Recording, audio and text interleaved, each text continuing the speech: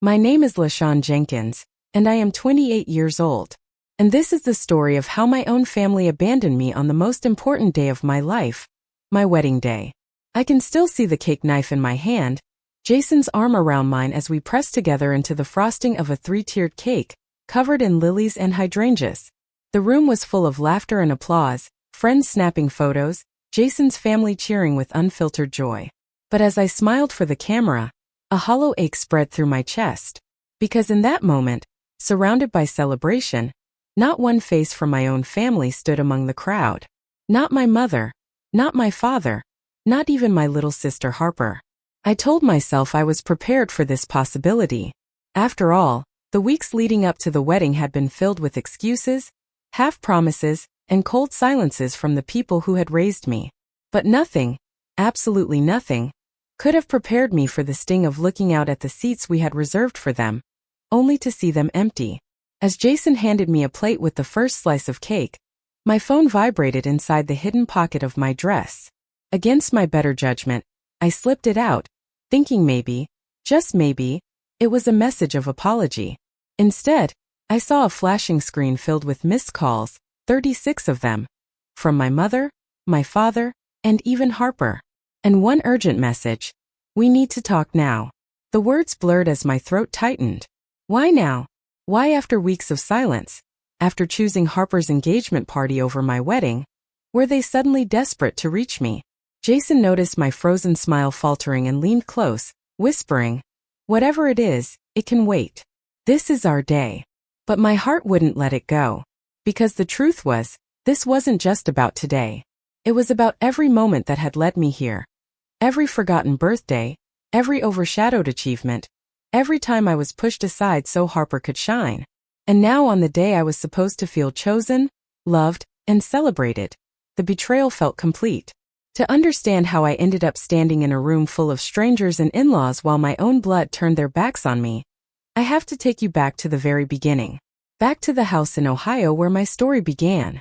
From the outside, we looked like the perfect suburban family.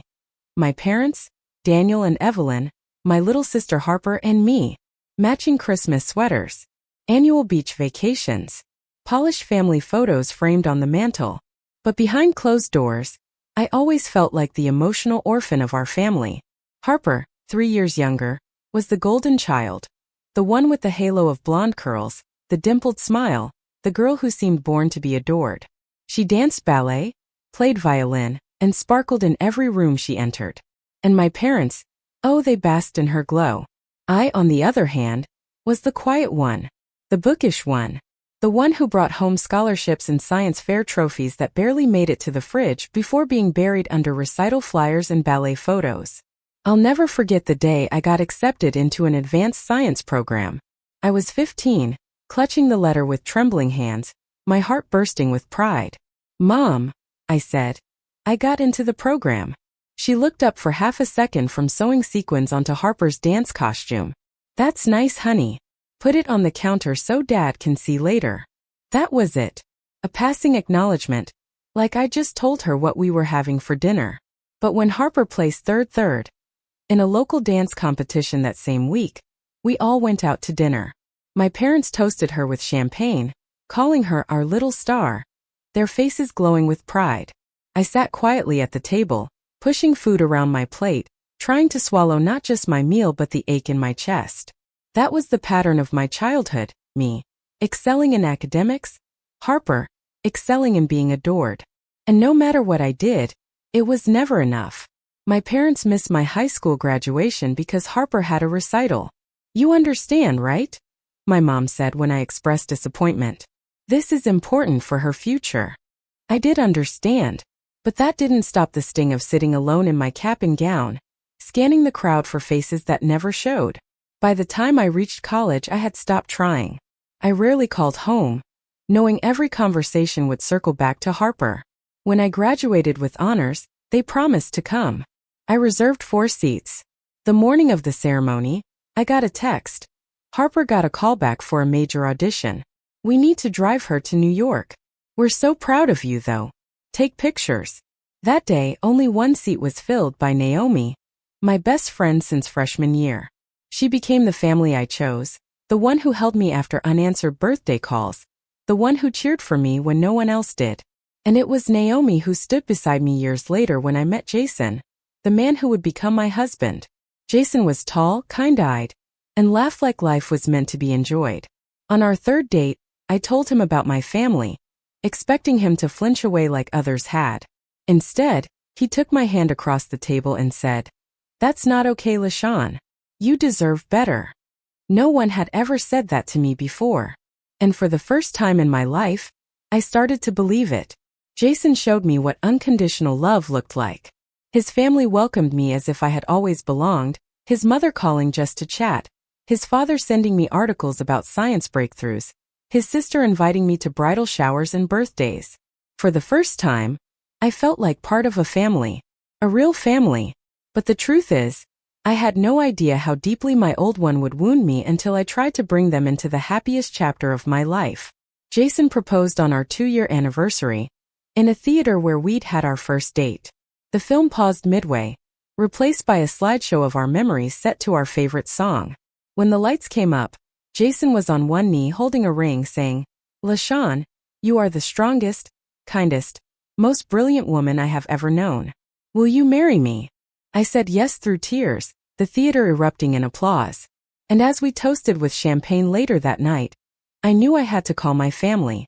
Maybe would be the moment they finally showed up for me. "Mom," I said on the phone the next morning, Jason proposed. "We're engaged." A pause. "Oh, that's good. Congratulations." No excitement. No questions. No offer to celebrate.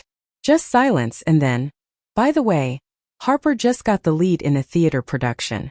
We're so thrilled for her." Even in the moment that was supposed to be mine, I was invisible again. But nothing, absolutely nothing, could have prepared me for the betrayal that came months later, when Harper announced her engagement and chose to schedule her party on the exact same day as my wedding. 2 weeks before the wedding at 12:37 p.m. on a gray Tuesday, I was eating a microwaved quinoa bowl at my desk when my thumb stopped mid-scroll.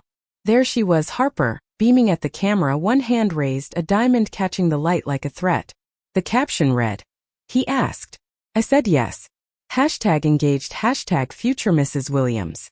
I stared at the screen so long the image burned into the back of my eyelids when I blinked. Then I saw the comments. Our mother's string of hearts, our father's awkward "proud of you kiddo," cousins tagging cousins, an aunt asking for venue details, friends chiming in with champagne emojis as if this were the only celebration that mattered this month or ever. It wasn't the ring that made my stomach pitch. It was the second photo in the carousel. A red velvet envelope embossed with gold leaf. Beneath it, "Save the date party this Saturday. Just family and close friends." The date sat there like a stain. My wedding day. I opened my calendar to make sure I hadn't lost my mind. I hadn't.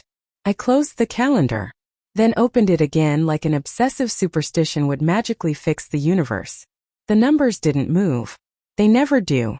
I called my mother before my brain could warn my body what it would feel like to hear her voice. She answered on the second ring, bright and breathless, like someone already in the middle of a party. "Sophia," she said first, then corrected herself. "Lashawn, honey. Everything okay? Is Harper engaged?" I asked. My voice came out papery, too light. A pause, small but loud. "Oh, you saw the post. Is the party this Saturday?" I pressed. "Well," she said, drawing the word like taffy, "yes. It's just a little family thing. Very casual." "My wedding is this Saturday." "Is it?" she said, faux puzzled, the way a person acts when they know exactly what they're doing. "Oh dear. I thought you said next weekend." "No," I said, feeling heat crawl up my throat. "I've said the date in every call for 6 months.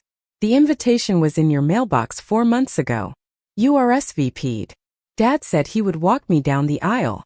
On the other end I could hear the soft sigh of fabric, my mother moving busy. "It's just Harper's been dreaming of this engagement for so long. And things fell into place very suddenly. We've already put down deposits, the vendors." "Deposits for an engagement party?" I said, something jagged and unbelieving in my voice. "It's not even her wedding." Another pause. My mother has a collection of pauses. She uses them like other people use silverware. each one chosen to set the tone of the meal. This one was the be reasonable pause. "Sweetheart," she said, gentle as a scolding, "could you and Jason possibly reschedule? You're young. Everyone would understand." The fluorescent light above my cubicle hummed as if it, too, were stunned into disbelief. On my desk lay the small, stupid details of a life. A cracked pen cap, a sticky note with the florist's delivery window, a receipt for the specialty ribbon we'd chosen for the favors because Jason liked the texture under his thumb. The party in Ohio, I realized, would be full of my childhood. Photos on poster boards, a string of fairy lights, a dessert table with lemon bars because Harper likes them. And my wedding, was a thing my mother believed could be postponed like a dentist appointment because the other daughter wanted to be clapped for on the same day. "No, Mom," I said, my voice steadying as if my bones had finally shown up to hold me together. "We can't reschedule. We have contracts. We have 60 guests. We have a marriage starting on Saturday." She exhaled a careful sound. We'll figure something out," she said, as though we were on the same side. "Perhaps we can split our time, come to the ceremony and then head to Harper's event. Family comes first. Family comes first." I looked at the photo of Harper's ring again, its cold fire, the curve of her grin, the curated joy. In their dictionary, family had always been recursive, meaning Harper defined by Harper, used in a sentence about Harper. "Tell Dad to call me," I said, and hung up because I could feel the fragile dam holding back my anger starting to crack and I didn't want to flood in the middle of the workday. I texted Naomi. "Emergency. Call me." She called in 7 seconds. "I saw," she said without preamble. "I'm already mad and I don't even know the half of it yet." I told her everything I knew, which was less than I felt. When I got to the part about my mother's suggestion, the line went quiet for a beat and then, "Absolutely not," Naomi said, her voice turning into a raft I could get on. "You do nothing. You breathe. You marry your person. You let everyone else reveal who they are. I will be at your door at 9 a.m. on Saturday with coffee and a portable speaker and every kind of under-eye patch known to humankind. We are doing this." I closed my eyes and let the timbre of her certainty settle in my chest like ballast. "Okay," I whispered. "Okay." Jason met me at the subway that evening, his scarf tucked haphazardly into his coat, hair caught by the wind, the personification of a harbor after storm. I told him in the doorway before our coats were off, because the truth had lodged itself in my ribs and I couldn't breathe until it was out. He listened without interrupting, then pressed his forehead to mine. "Our wedding doesn't need their attendance to be real," he said. "It doesn't need their blessing to be holy." "I know," I said, "but I wanted them to choose me. Just once." He took my hands. "I know," he said softly. "I wanted that for you too." We ate takeout on the floor because neither of us could pretend at normalcy. After, he read me stupid headlines in a dramatic voice until I laughed. He does this when I'm cracked open, makes room for air to move around the pane. Later I lay awake staring at the ceiling, counting the small things I could control. Call the coordinator, confirm seating adjustments, reorder the bouquets because the vendor had mistakenly swapped the white hydrangeas for a bluish tint, and the whole palette felt cold. I was going to build warmth where it was missing, even if I had to knit it into the day myself. Dad called the next morning before I could finish my first sip of coffee. "Kiddo," he said, using the word I've always loved and now hated. "Your mother tells me there's a conflict." "There isn't a conflict," I said, tamping down my fury because if I uncapped it he would hang up, and then that would be my fault too. "There's your daughter's wedding, and there's your other daughter's engagement party. One of those is a life event. The other is a pre-party for a party." He chuckled like I'd made a joke. "We're trying to make everyone happy. Are you walking me down the aisle?" I asked. Came out raw. Silence. Not the kind that considers. The kind that prepares a retreat. Lashawn, your mother needs help with Harper's setup. The vendors." "So you won't," I said, finishing it for him because he would let me, because making me complicit in my own disappointment was an old family rhythm. "I'll try to be there for part of it," he said, as if a father's presence at his child's wedding ceremony could be measured like teaspoons. I ended the call with a thank you I didn't feel because I needed to keep my hands free for the rest of the day. I went to the dress shop for the final fitting alone. The saleswoman, a petite hurricane named Maureen, clucked when she saw my face. "We're steaming that hurt right out of this satin," she declared, tugging white fabric into place like someone arranging clouds. "Turn. Chin up. Breathe." In the mirror I watched a woman I both recognized and didn't, jaw set, eyes clear, shoulders squaring against an old wind.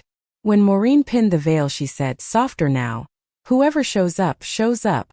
Whoever doesn't, their loss is not your burden to carry down that aisle." I almost hugged her. Instead I nodded because if I opened my mouth I might tell her everything, and the store wasn't built to hold that much water. The days clicked forward. The weather apps argued about drizzle. The caterer confirmed the extra vegetarian plate for Jason's aunt.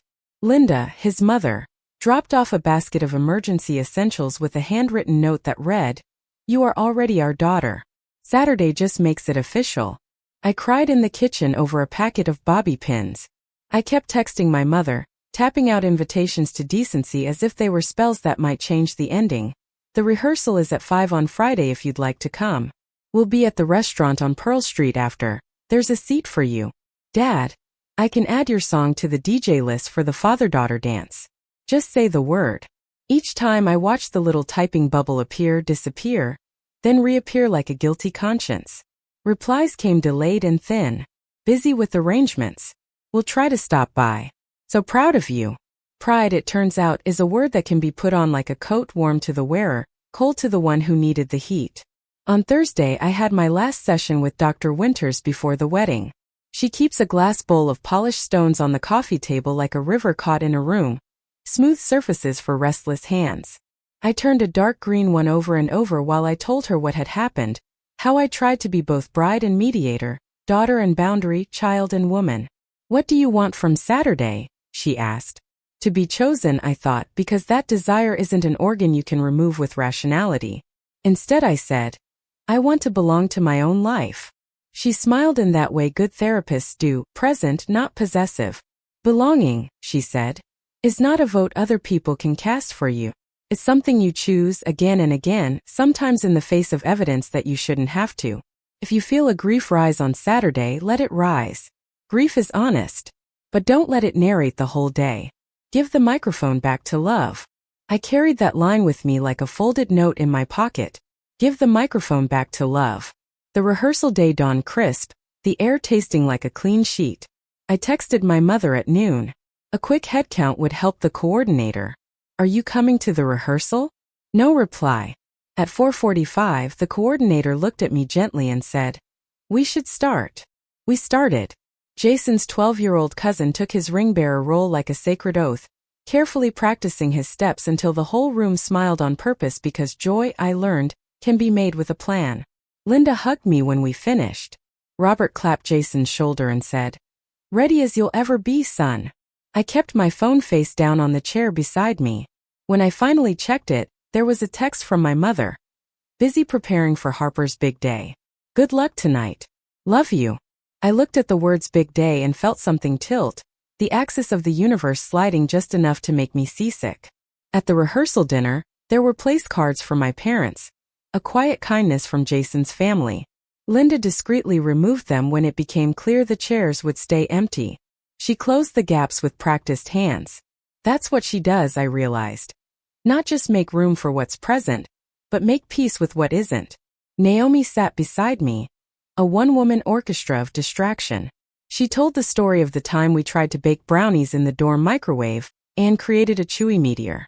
She mimed Dr. Patel's face when I presented an entire lab report in Comic Sans on a dare. She kept my laughter afloat. When she hugged me goodbye outside the restaurant, she said, "I'll be at your door at 9 with a gallon of coffee and a crowbar in case anyone needs a metaphorical kneecap adjustment." "Don't threaten me with a good time," I said, laughing for real. Back at the hotel, with the city breathing its night breath outside the window, I gave myself 10 minutes to fall apart. I set a timer, pressed my palms into my eyes until I saw starbursts, and let the grief peel itself off the inside of my ribs like old wallpaper. When the timer dinged, I washed my face, laid out the robe Maureen had tucked into my garment bag like a secret, and set my phone to do not disturb. It buzzed anyway. An emergency bypass. I looked at the screen. "Dad," the caller ID read. I let it ring once. Twice. On the third ring I answered because a daughter's hope is a creature that keeps chewing even when you feed it stones. Kiddo, he said, breathless, as if the act of dialing me had winded him. Your mother and I, wanted to check if there's a time we could. Maybe swing by for the ceremony and then… Dad, I said gently, because rage had burned itself into something cleaner. If you come because you want to stand beside me. Not because you're fitting me in. If you can't, that's your decision. But I'm done being an intermission. He was silent for a long time. When he spoke, his voice had dropped the performance. I'm sorry, Lashawn, he said. I should have been better at this. Me too, I said, though I didn't know why I said it except that in families we apologize for balance, not accuracy. Good night. After I hung up, the room felt enormous, like a stage before the lights come up. I stood by the window and watched the city glow. Cars threading red and white down the dark seam of the avenue. Somewhere in Ohio, my childhood house would be full of people stringing lights, folding napkins, smoothing a dress that wasn't mine. Here the bed was turned down, the chocolates untouched, the veil in its garment bag whisper wait and waiting. Both realities were true. Only one of them was mine. I crawled into bed and set 3 alarms because the future is built partly on redundancy. Before sleep took me, I pictured Jason at his best man's apartment laughing too loud at something stupid, trying to pretend he wasn't counting the hours. I pictured Naomi, who has never once failed me, setting out her black jumpsuit and backup flats, the portable steamer humming on her counter. I pictured my mother's hands arranging a charcuterie board, her talent for presentation misapplied to the wrong altar. Somewhere between those images I slid under, heavy and soft. And in the last waking thought before the dark, I made a promise to the part of me still 8 years old and waiting at the end of the driveway for a car that never arrived. Tomorrow, I choose you. Tomorrow I walk toward the life that clapped for me first. I didn't know that within 24 hours, the story would crack open and pour out truths I hadn't asked to know. I didn't know that the people I'd released would come rushing back with their hands full of apologies and a confession that would change the geometry of my past. I only knew this. When morning came, I would put on the dress, take the bouquet, and give the microphone back to love. The morning of my wedding dawned with a kind of quiet that felt like the whole world was holding its breath. Sunlight streamed through the thin hotel curtains, pale gold and soft, making dust motes dance in the air. For a moment, in that fragile stillness, I forgot about the absence that had been gnawing at me for months. I let myself believe that this day belonged to me and Jason alone. Then my phone buzzed on the nightstand. My heart leapt before my brain caught up. Maybe they'd changed their minds.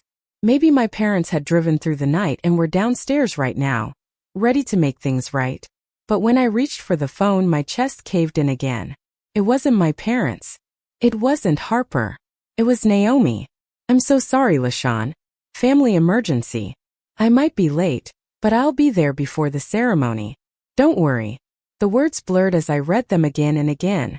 Family emergency. What kind of emergency? Naomi never lied, never sugarcoated. But the vagueness of her text scratched at my skin like sandpaper. I typed back quickly. Is everything okay? Anything I can do? 3 dots appeared. Then disappeared. Appeared again. Finally, all good.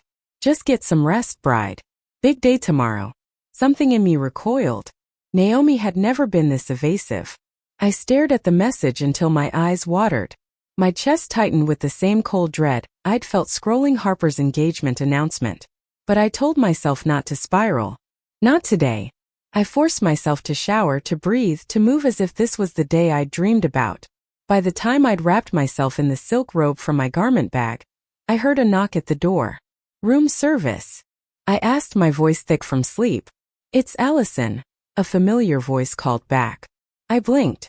Allison Turner, my junior year roommate from college. We hadn't been especially close these last few years, but she'd RSVP'd to the wedding. Come in, I said, half surprised, half grateful for any human presence.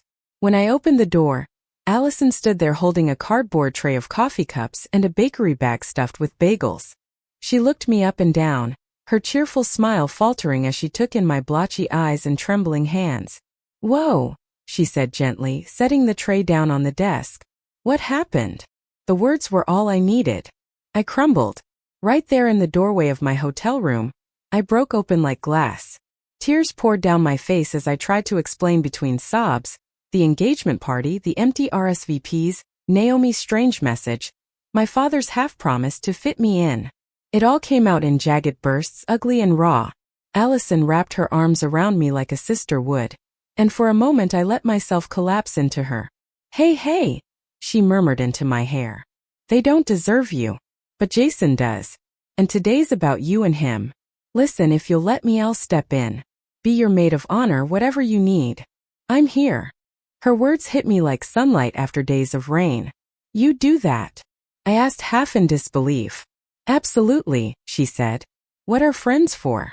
Now drink this coffee before it gets cold, and let's get you ready to knock Jason off his feet.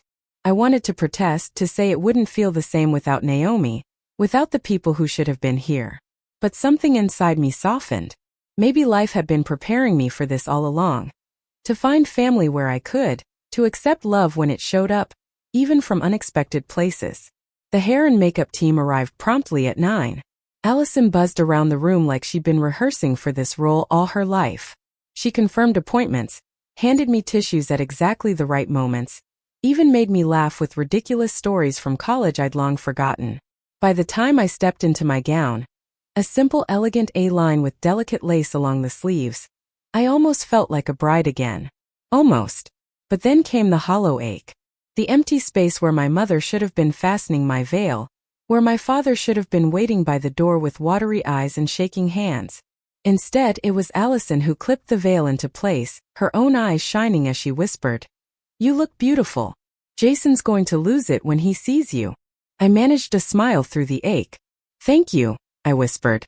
A knock came at the door again. This time it was Robert, Jason's father, dressed in a sharp tuxedo. He cleared his throat, his voice low and hesitant. "Lashawn, I know your dad," he trailed off, his kind eyes searching mine. "I'd be honored to walk you down the aisle if you'd like. No pressure." For a heartbeat I couldn't speak. Tears burned hot in my eyes as I nodded. "I'd like that.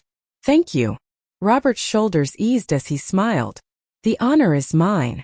The venue was breathtaking that morning. Sunlight poured through tall windows, catching the blooms of lilies and hydrangeas we'd chosen months before. Guests filled the seats. Jason's family, our friends, faces turned toward me with warmth. But on my side of the aisle, the front row was still empty. Those seats had names written on place cards. They would stay empty all day. "Ready?" Robert asked softly, offering me his arm. I swallowed the lump in my throat and nodded. The music swelled, and as the doors opened, every eye turned toward me. My heart raced, my breath caught until I saw him. Jason. Standing at the altar, eyes wide, lips parted. His expression a mixture of awe, love, and absolute certainty. In that moment, the ache in my chest didn't vanish, but it shifted. Because though I didn't have my family there, I had him. And maybe, just maybe, that was enough. We walked down the aisle slowly, the murmur of gasps and whispers trailing behind us. When Robert placed my hand into Jason's fingers curled around mine like they were made for it. His eyes glistened as he whispered, "You look incredible." The ceremony was brief but heavy with meaning. Jason's vows made my knees weak. "I promise to celebrate your victories as if they were my own. To create a home where your worth is never in question. To love you exactly as you are, without condition, without hesitation." By the time we kissed, the guests erupted in cheers, and for the first time all day, the emptiness gave way to a rush of something bigger, joy raw and untamed. The reception was alive with laughter and warmth. Jason's family danced, toasted, and clinked glasses. Robert danced with me for the father-daughter dance, whispering, "Your family now. That's what family does." Tears slipped down my cheeks, not from sadness but from gratitude. And then came the cake. Jason and I stood side by side, knives poised, smiles for the camera. As we pressed into the bottom tier, my phone vibrated again. I slipped it out discreetly, half expecting another nothing message. But what I saw froze my blood. 36 missed calls. A text from my mother, "We need to talk now." My hand shook so badly I nearly dropped the phone. Jason noticed immediately, his brow furrowing. "Everything okay?" he whispered. I showed him the screen. I don't know." He covered my hand with his. "Whatever it is, it can wait. This is our day." But my heart wouldn't quiet. because I knew deep down that this wasn't nothing. This was the beginning of something. Something that would rip apart everything I thought I knew about my family, my sister, and the betrayal that had cost me their presence on this day. I slipped out into the garden behind the reception hall, clutching my phone like it was both a weapon and a wound. The air was crisp, sharp enough to sting my lungs, the roses lining the walkway heavy with evening dew. Behind me, laughter and music spilled through the glass doors, the life I was supposed to be celebrating. But here in the shadows, I pressed the screen and called my mother back. She answered on the first ring. Her voice was frantic, broken in a way I had never heard. "Lashawn, oh thank God. We've been trying to reach you for hours." I pressed a hand against my chest to still the shaking. "I was getting married, Mom," I said, my voice hard as stone. "What could possibly be so urgent now, after you chose Harper's party over me?" Silence. Then the sound of her breathing, ragged, uneven. "It's Harper," she said, her voice cracking. "Patrick called off the engagement. Right there, in the middle of the party. He said he couldn't go through with it, because of what she admitted." My stomach dropped. "Admitted what?" My mother's voice broke completely. "She told him the truth, Lashawn. About what she did to you. About the lies." The garden seemed to tilt sideways. "What are you talking about?" "She lied to us," my mother whispered, words tumbling out between sobs. "She told us you changed your wedding date and didn't tell us. She said you didn't want us there, that you were having a private ceremony with only Jason's family because they were your real family now. She showed us texts, fake texts, Lashawn, saying you wanted nothing to do with us." I staggered to a bench, gripping the wood so tightly my knuckles whitened. "That's not possible. I called you. I begged you to come. I left voicemails." "We know that now," my father's voice cut in suddenly, and I realized I was on speakerphone. His tone was hollow, ashamed. "She deleted your real messages from our phones when we weren't looking. She intercepted the wedding invitation. She manipulated everything. We should have questioned it, but she was so convincing. And we were so quick to believe the worst about ourselves as parents." I shook my head, the words buzzing in my ears like static. "So you believed her? After everything, you actually believed I would shut you out of my own wedding?" Neither of them spoke. Just silence thick with guilt. "And Naomi?" I asked suddenly, the sick realization dawning. "Why did she ditch me? Why did she go to Harper's party instead of standing beside me today?" Another pause. My mother's voice faltered. "Harper told her you'd replaced her as maid of honor. She showed Naomi fake texts, said you'd only asked her out of obligation but didn't really want her there. Harper convinced her it would be kinder not to come." My breath caught. Naomi, my Naomi, the one who had been my anchor through every storm, had been tricked into abandoning me. Betrayal layered on betrayal, orchestrated by the one person who had always been handed everything. "Where is she now?" I asked, my voice flat. "Gone," my father said. "After Patrick exposed her, she left the party in tears. We've tried calling, but she won't answer." For a long moment I couldn't speak. The sounds of the reception carried faintly through the doors, Jason's laugh, the clinking of glasses, a swell of applause. Here, though, my entire past lay shattered at my feet. My mother's voice trembled. "We're so sorry, Lashawn. We failed you. Not just today but for years. We let Harper take everything from you, and when she lied we believed her. Can you ever forgive us?" I pressed my palm to my forehead, tears slipping hot down my cheeks. "I don't know," I admitted, my voice raw. "I don't know if I can." Jason appeared in the doorway then, his tuxedo silhouetted by golden light, his face etched with concern. He walked toward me slowly, carefully, as though he knew I was standing on the edge of something fragile. "Lashawn," he asked softly, "what happened?" I looked at him, at the man who had chosen me without hesitation, the man who had promised me a family where love wasn't conditional, and I realized the truth. My wedding had revealed more than I ever wanted to know. Harper hadn't just tried to ruin my wedding. She had tried to erase me entirely. And my parents, blind, guilt-ridden, cowardly, had let her. When Jason's hand closed over mine in the garden, the world steadied just enough for me to breathe. I told him everything. Every word my parents had confessed, every lie Harper had spun. His face shifted through shock, disbelief, then anger so sharp it made his jaw clench. She fabricated messages? Deleted yours? Manipulated Naomi? His voice trembled with fury. That's not sibling rivalry, Lashawn. That's sabotage. That's cruelty. I nodded, though the words sat heavy in my chest. They want to meet after the reception. Tonight. I told them to come to the hotel. Jason studied me, his thumb brushing the back of my hand. Are you sure you want to do this now? You don't owe them anything, not tonight. I know, I whispered, my throat tight. But I need to hear them say it. I need to look them in the eye and ask why it was so easy for them to believe her over me. He squeezed my hand. Then we'll face them together. We went back inside, and I forced myself through the motions of the reception. I laughed when people toasted, smiled for photos, swayed in Jason's arms to music I could barely hear. All the while, my mind replayed my mother's broken voice. She told us you didn't want us there. She showed us proof. At 10:45, Jason and I made our exit amid cheers and rose petals. We drove to the hotel in silence, exhaustion draping itself over us like a heavy cloak.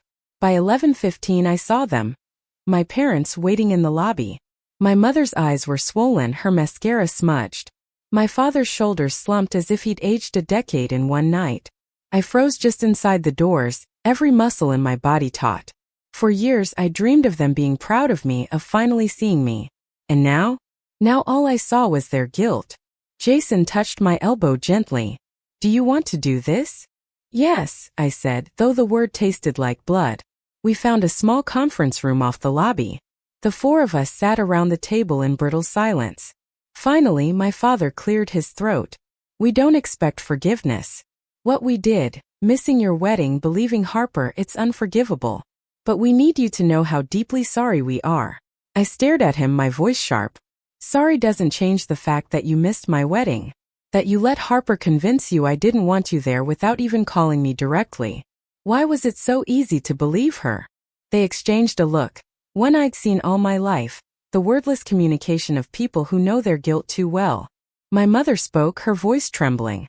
Because deep down we knew. We knew we hadn't been good parents to you. We knew we favored Harper, dismissed your achievements.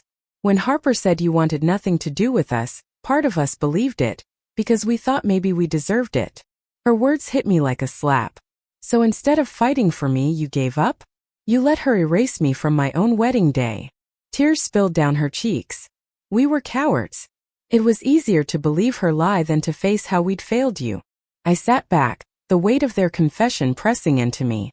For so long I'd questioned whether I was imagining the favoritism, the neglect. And here it was, admitted aloud. The truth I'd always known, but never heard from their lips. And Harper? I asked finally, my voice low. Where is she now? Why isn't she here apologizing herself? We don't know, my father said, shame dragging down every word. She ran after Patrick confronted her. She hasn't answered our calls. Jason leaned forward, his voice firm. What she did wasn't just cruel. It was calculated. She didn't just want attention. She wanted to destroy Lashawn's happiness.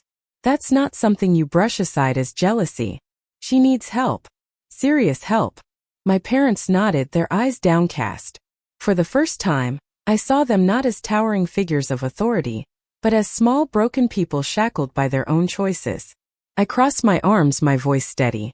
I can't forgive you tonight. I don't know if I ever will. But if you want any kind of relationship with me, it won't be on your terms anymore. It'll be on mine. That means therapy. Accountability. No more excuses. Yes, my mother whispered immediately. Anything. We'll do anything. I held their gaze a moment longer before standing. Then prove it. Jason rose with me, slipping his hand into mine. As we left the room, I felt drained, hollow, but also strangely lighter. The truth was finally out. The curtain had been pulled back, and I no longer had to question whether I'd imagined it all. No magical reconciliation had happened in that room. No warm hug to wipe away years of hurt.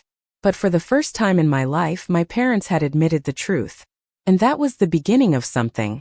Not forgiveness. Not yet. But maybe a door cracking open. As Jason and I walked back to our room, he looked at me carefully. Are you okay? I considered the question. Not yet, I said softly. but I think I will be. 6 months slipped by in fragments of healing and confrontation. Jason and I returned from our honeymoon in Greece with sunburned shoulders and softer hearts, ready to start fresh. But the moment we stepped back into Boston, reality waited, heavy and unresolved. True to their word, my parents began therapy individually, then together, and finally with me. Every Thursday evening, we met in the office of Dr. Patterson, a family therapist who specialized in adult estrangement. The first session was a battlefield of awkward silences and stammered confessions. My mother twisted tissues in her lap until they shredded. My father stared at the floor as though the truth might be carved into the carpet. Healing is not linear, Dr. Patterson reminded us. It's like climbing stairs in the dark. Sometimes you move forward, sometimes you trip, but as long as you keep reaching, you rise. Some weeks, I left those sessions with a flicker of hope, like the time my father finally admitted aloud that missing my graduation had been a choice, not an accident. Other weeks, I left in tears, furious at my mother's tendency to deflect, to say, but Harper needed us, as if my needs had been optional. And then there was Harper. 3 days after the wedding, she finally resurfaced. My parents told me she had called them from a hotel room. Her voice wrecked, her words tumbling through sobs. They convinced her to come home to start therapy. For weeks, I refused to see her. I couldn't bear to. The wound was still raw, still bleeding. But eventually I agreed to a meeting. We chose a neutral place, a quiet cafe halfway between our apartments. I arrived early, my heart pounding so hard I could hear it in my ears. When she walked in, I almost didn't recognize her. Gone was the radiant, confident golden child who had always filled a room. She looked smaller, her curls pulled back hastily, her eyes red-rimmed and hollow. "I don't know where to start," she said, her voice barely above a whisper. She wrapped her hands around her coffee cup like it was the only thing tethering her to the earth. "Sorry seems so small. But I am so sorry, Lashawn." I studied her, anger simmering beneath my skin. "Why?" I asked simply. "Why would you do that to me?" She looked down, silent for a long time. When she spoke, her voice shook. "Because I was jealous. Because I've always been jealous. You're smarter than me, steadier than me. People trust you, love you without you even trying. And me? I had to perform. Smile, dance, charm. And even when mom and dad put me on a pedestal, I knew deep down I didn't have what you had. Something real." Her confession landed like stones. For years I had believed she had everything: adoration, validation, love. To hear that she had envied me was like stepping into an alternate universe. "That doesn't explain it," I said, my voice trembling with fury I'd been holding for years. "Jealousy doesn't justify forging texts, deleting my messages, convincing Naomi I didn't want her. You didn't just want attention, Harper. You wanted to destroy me." Tears streamed down her face. "I know, and I hate myself for it. I'm in therapy now, trying to understand why I do things like this. I don't expect forgiveness. I don't deserve it. I wanted you to know I'm trying to change." I sipped my coffee, my hands shaking. Part of me wanted to scream at her, to throw the cup across the room, to make her feel even an ounce of the humiliation and grief she had caused me. But another part, the tired, weary part, simply wanted peace. "That first step," I said finally, "is admitting what you did. And you did. But don't expect me to just let it go. You broke something in me, Harper. Something I don't know if I can ever get back." Her chin wobbled as she nodded. "I understand." We sat in silence for a long time, the air thick with everything unsaid. When we finally left, there was no hug, no reconciliation. Just a fragile thread of possibility, thin and fraying but there. Meanwhile, my relationship with my parents shifted slowly. My mother began calling me, not to gush about Harper, but to ask about my research, my work, the small details of my life she had ignored for years. My father sent articles related to biomedical engineering, scribbled notes in the margins like he was trying to learn my world. For the first time I felt seen, not fully, not perfectly, but more than ever before. And then there was Naomi. She sent flowers, cards, emails. Pleas for forgiveness I ignored for weeks. The betrayal still stung too deeply. Finally, I agreed to a call. Her voice was thick with regret. "I should have called you. I should have asked. I let Harper manipulate me, and I'll never forgive myself for it." "Yes, you should have called," I said bluntly. You believed the worst of me without even asking if it was true. Her silence was long, heavy. Then I know. And I'll spend as long as it takes to rebuild your trust if you'll let me. I didn't answer right away. Rebuilding trust isn't a straight line. It's a mountain with jagged edges. But for the first time, I felt the possibility of climbing it. Strangely, Allison, the friend who stepped in on my wedding day, became a steady presence. We started meeting for lunch, catching up on years we'd let slip away. She had saved me when I needed it most, and now she was part of my life again in a way I hadn't expected. Months later, at our first anniversary dinner, Jason and I gathered with close friends and family. My parents brought a photo album filled with snapshots of my childhood, many I'd never seen. Harper came too, quiet but present, still working on herself. And when Jason stood, raising his glass, his eyes shone as he made an announcement. We wanted to wait until today to share. Lashawn and I are expecting. Baby's due in June. The room erupted in joy. My mother cried. My father beamed. Harper hugged me, whispering, "You're going to be an amazing mother." Later, when Jason asked if I was happy with where things stood with my family, I considered it carefully. "I'm at peace," I said. "It's not perfect. Never will be. But we're building something new. And for now, that's enough." I placed a hand over my stomach, my voice firm. "I'll break the cycle. Our child will never wonder if they're loved. They'll always know." Pregnancy has a way of forcing you to examine everything: your body, your future, your relationships. As my belly grew rounder with each passing month, so did my determination to break the cycle that had shadowed my childhood. I'd lie awake at night with my hand resting over the fluttering life inside me, whispering promises. You will never wonder if you're loved. You will never sit in the dark waiting for people who don't show up. Jason and I poured ourselves into preparing. We painted the nursery pale yellow, arguing playfully over whether the crib should go against the window or the far wall. His mother, Linda, knitted tiny sweaters that made me cry when I held them. Robert assembled a rocking chair and laughed when Jason insisted on testing it for durability.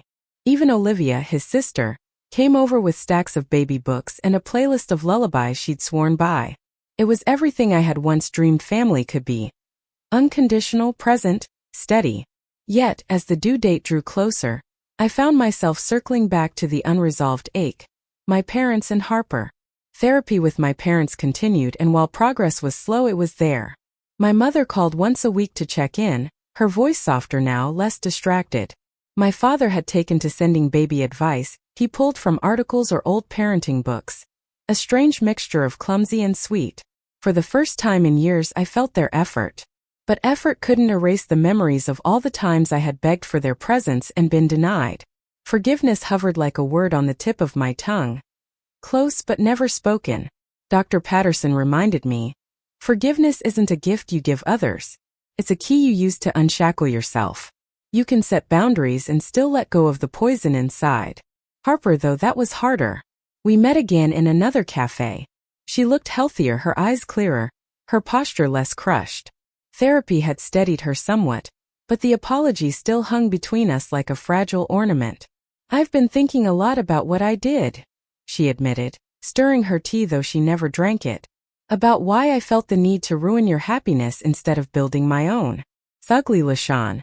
The truth is, I didn't just want attention, I wanted you to hurt. Because in some twisted way, I thought if you hurt like me, we'd finally be the same." I stared at her, my chest tightening. "You succeeded," I said quietly. "You hurt me. You made me question everyone around me. You nearly broke me." She swallowed hard. "I know. And I don't deserve another chance. But I want one. I want to be better, for you, for myself.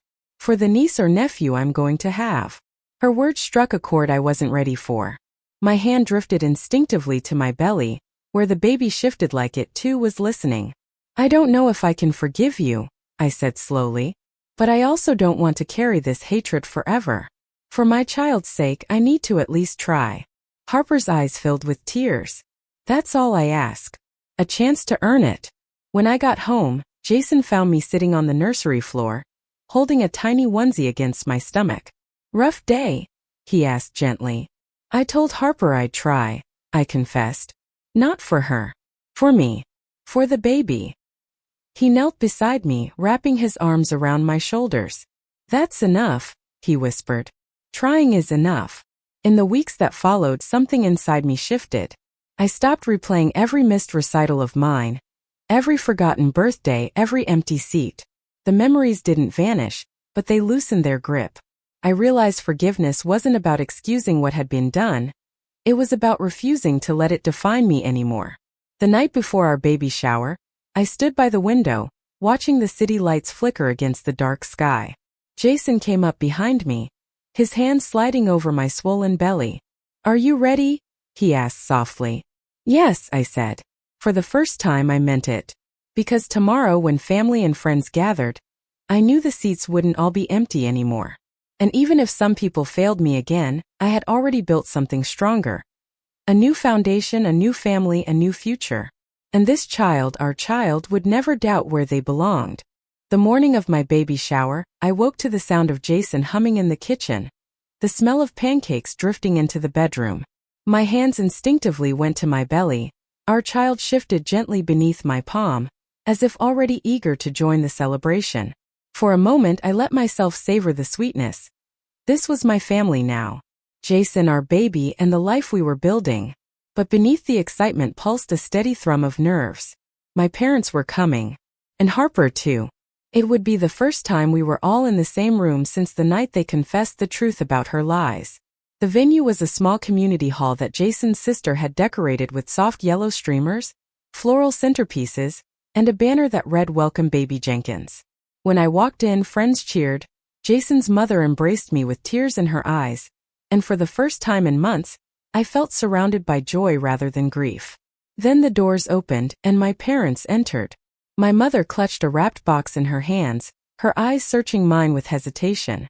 My father followed, his face lined with the kind of humility that only comes after realizing you've nearly lost everything. And then Harper, walking in behind them, her posture small, her gaze lowered. The room seemed to hold its breath. They approached slowly, as if unsure of their welcome. My mother reached me first, pressing the box into my hands. "We made this for the baby," she said, her voice trembling. I unwrapped it carefully, a quilt, sewn from scraps of fabric taken from my childhood clothes. My first science fair dress. My high school sweatshirt. Even a corner from the blanket I'd slept with as a child. Tears welled in my eyes. "Thank you," I whispered, running my hand over the stitches. It wasn't perfect, but it was effort. It was love in a language they were finally learning to speak. Then Harper stepped forward. She didn't have a gift in her hands, only her words. "I don't expect forgiveness," she said softly, her eyes glistening. "I just wanted to be here. To show up this time. I can't take back what I did, but I can start by being present." The room was silent, every eye on us. I felt the weight of years pressing down, the memories of birthdays forgotten, milestones overshadowed, my wedding day stolen. Part of me wanted to scream at her, to tell her showing up now didn't erase the past. But another part, the part growing inside me, the part desperate to build something new, whispered that maybe, just maybe, presence was the beginning of change. "You hurt me more than anyone else ever has," I said, my voice steady. Harper's eyes filled, but she didn't look away. "But if you're serious about changing, then showing up is the first step. Keep showing up. That's all I ask." Her shoulders sagged with relief as tears spilled down her cheeks. "I will," she promised. Jason slipped his arm around me, grounding me. The moment passed, and the party shifted into laughter, games, and the steady hum of celebration. My parents mingled awkwardly with Jason's family. Harper stayed quiet, hovering at the edges, but she stayed. And for once I allowed myself to believe that maybe the cycle was breaking. Later, after the guests had gone and we were surrounded by mountains of baby gifts, Jason kissed my temple. "You did it," he murmured. "Did what?" I asked. "Turned a day that could have been about pain into one about hope," he said. "You're already the kind of mother you promised you'd be." I pressed my hand to my belly and closed my eyes, letting the truth of his words wash over me. For the first time in years I felt not just peace, but the fragile, steady growth of something I'd almost given up on, hope. The night it happened was nothing like I'd imagined. I had pictured labor as a slow build, a steady rhythm leading me toward motherhood with Jason at my side. Instead, it came like a storm, sudden, relentless, terrifying. It was 2 a.m. when the first sharp contraction woke me, tearing me from sleep with a pain so intense I couldn't breathe. I gripped the edge of the bed, trying to steady myself. Jason bolted upright, eyes wide, panic painted across his face. "Hospital," I gasped. "Now." The next few hours blurred into flashes. The frantic drive through empty streets, nurses rushing me into a delivery room, monitors beeping too fast. Words like complications and distress floated around me, heavy and terrifying. Jason never let go of my hand, but I could see the fear in his eyes, the helplessness of watching someone you love fight a battle you can't fight for them. At one point, through the haze of pain and fear, I saw my parents burst into the waiting area. My mother's hair was unkempt, her eyes wild. My father's face was pale, his hands clenched tight. Behind them, Harper, her posture tense, her expression a mix of guilt and desperation. For once, they weren't late. For once, they were there. The nurses ushered them out as I was wheeled toward the operating room. An emergency C-section. The words rang in my ears like a bell. I was trembling uncontrollably when Jason leaned over me, his forehead pressed to mine. "You're going to be okay," he whispered fiercely. "Both of you. I'm right here." I don't remember much of the surgery itself, just the bright lights, the tugging sensations, the sterile smell. Then suddenly the sound I had been waiting for. A wail. Thin and raw but alive. My baby's cry. Tears blurred my vision as the nurse lifted a tiny, wrinkled body and placed her briefly against my cheek. "It's a girl," someone said. "My girl. My miracle." Hours later, when the haze of anesthesia lifted, I woke in a recovery room with Jason by my side, our daughter swaddled in a blanket in his arms. He looked down at her with awe, then met my eyes. "She's perfect," he whispered. I reached out, my fingers trembling as I touched her soft cheek. "Hello, baby," I whispered, my heart cracking open in ways I hadn't thought possible. "I'm your mama. And I promise, you will always, always know you're loved." When my parents entered quietly a while later, their faces streaked with tears, I braced myself. My mother crept closer to the bed, her hands clasped as though in prayer. "She's beautiful," she whispered. "Just like her mama." I studied her face, the regret, the longing, the tentative hope. For years I had begged for those words, for that recognition.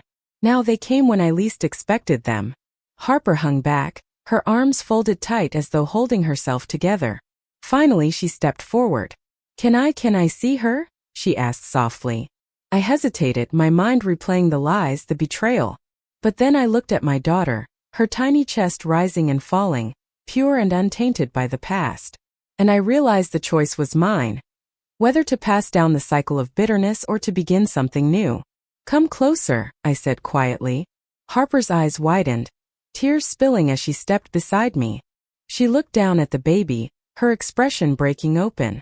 "She's perfect," she whispered. "I don't deserve to be part of her life, Lashawn. But if you'll let me, I want to try. I want to show up this time." I stared at her for a long moment, my heart torn. Then I said the only thing I could. "If you want to be part of her life, you have to earn it. Consistency. Honesty. No more games. This child will never wonder where she stands." Harper nodded vigorously, her tears dripping onto the blanket. "I promise." My father, standing quietly at the foot of the bed, finally spoke. "We failed you, Lashawn, but we won't fail her.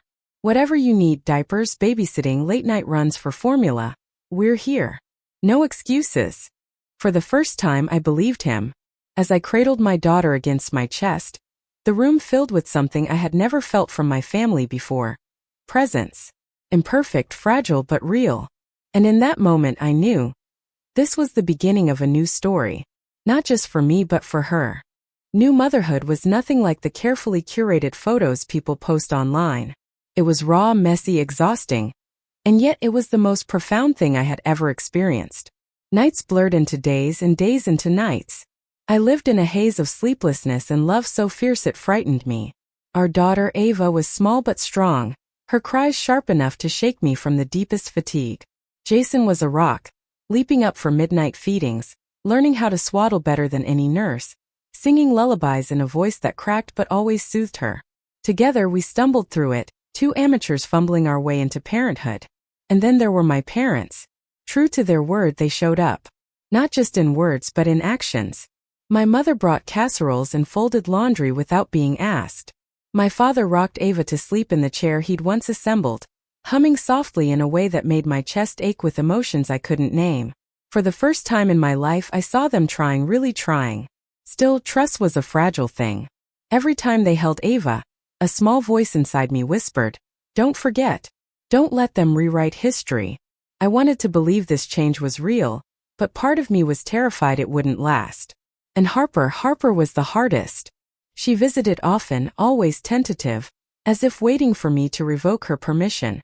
She'd sit quietly, holding Ava with trembling hands, tears slipping down her face as she whispered things like, "I'll never let you down, little one.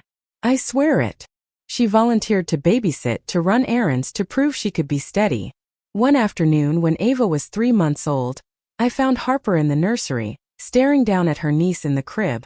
Her expression was raw, stripped of all pretense. "She deserves better than the sister I was to you," she whispered. I leaned against the doorframe, exhausted but honest. "She does. But maybe you can be that for her now." Harper turned, her eyes red. "Do you believe I can change?" I hesitated, then said, "I believe you're trying. And for now, that's enough." But trust is a delicate creature, and mine had been broken too many times. I wasn't ready to let Harper all the way in. Boundaries were necessary for me, for Ava. And I told her that. "You can be part of her life, Harper. But I need consistency. No more disappearing. No more lies. One slip and you're out."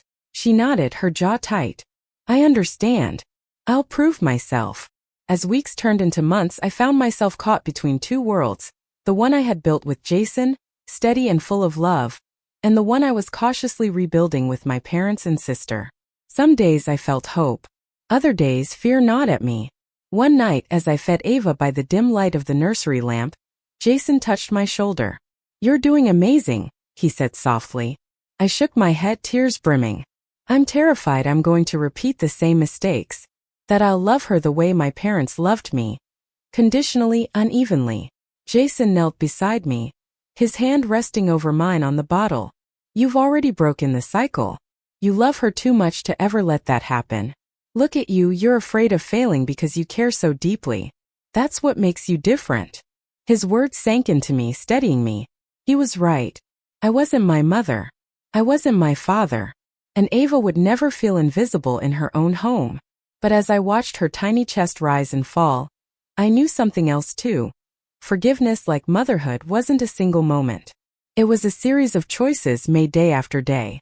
And just as I chose Ava every time she cried in the night, I would have to choose how much of my family I let back in, and how far I'd go to protect her from the patterns that had once crushed me.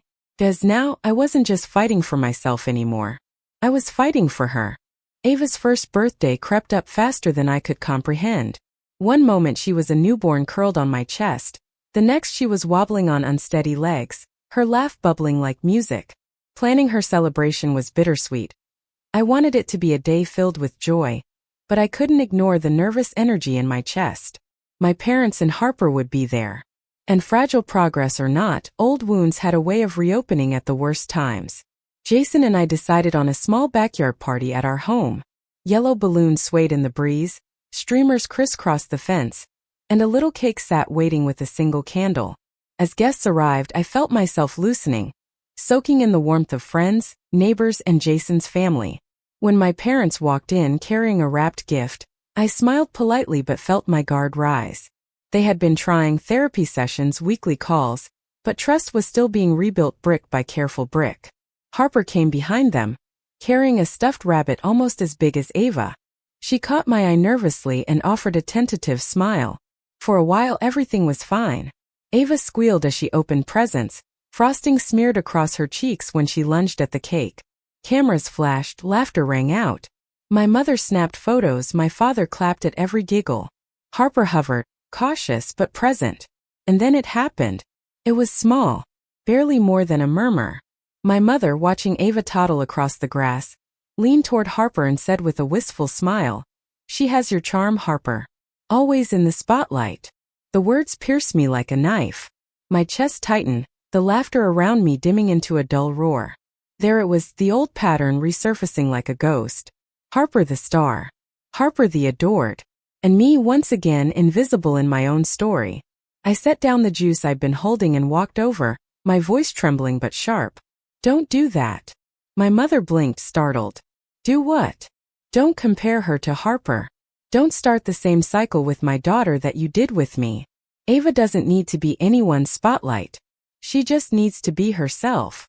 The party quieted. Conversations stilled. All eyes turned toward us. My mother's cheeks flushed pink. Lashawn, I didn't mean. Yes, you did. I interrupted, my voice rising. You've been doing it my whole life. Always Harper this, Harper that.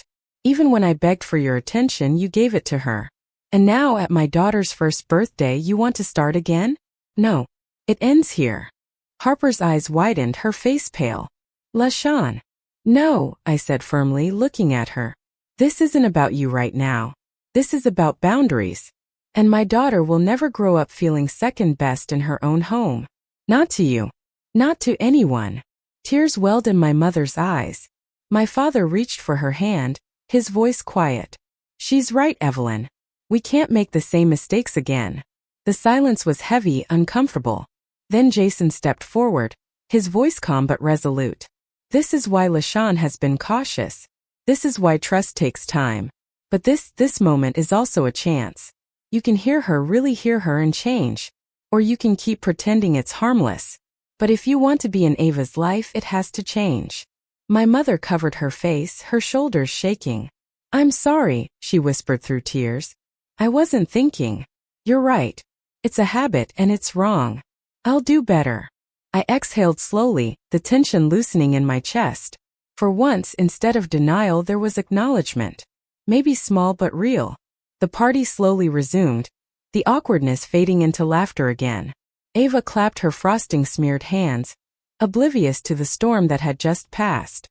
I held her in my arms, pressing a kiss to her curls. This cycle ends with me, I whispered into her hair. And for the first time I truly believed it. The night after Ava's birthday, I sat in the quiet of our living room, the party decorations still scattered across the floor. Jason was upstairs putting Ava to bed, humming softly. I let the silence settle over me, breathing it in like fresh air after a storm. It hit me all at once, the full weight of the journey. From the bride abandoned at her own wedding, to the broken daughter overshadowed by her sister, to the woman who had clawed her way out of despair and rebuilt a life she could be proud of. I had lived every version of myself. And for the first time I wasn't ashamed of any of them, because every version had led me here. I thought back to that moment in the church years ago, standing alone in my dress while the pews sat empty. I had believed then that my worth depended on their love, that their absence meant I was nothing. But now, holding Ava's little shoes in my lap, I knew the truth. I had been enough all along. My parents were trying. Harper was trying. But I no longer lived for their validation. If they grew, if they changed, it would be for them. My worth was no longer tied to their choices. Jason walked in quietly, crouching beside me. She's out cold, he whispered with a grin. Then his eyes softened. You okay? I nodded, tears stinging but not from pain, from release. Yeah. For the first time in my life, I think I'm really okay. He kissed my forehead, pulling me against his chest. You've broken the cycle, Lashawn. That's more than most ever get to do. The words lingered in the room, a truth I wanted to etch into my bones. I thought of Ava's future, her laughter, her struggles, her triumphs. She would grow up knowing that her voice mattered, that she was cherished not for what she could perform, or how much she could shine, but simply because she was herself. That was my legacy, not the scars of my past, but the love I chose to pass forward. I closed my eyes, whispering a promise into the quiet night. It ends with me, and it begins with her. And with that, the story I once thought was defined by abandonment and betrayal became one of resilience, reclamation, and hope. Some scars never fully disappear, but they don't define us. What defines us is the choice to stop repeating what broke us, and to love differently than we were loved. If this story resonated with you, I invite you to subscribe for more stories of resilience. Leave your thoughts in the comments, and share this with someone who needs to be reminded that healing is always possible.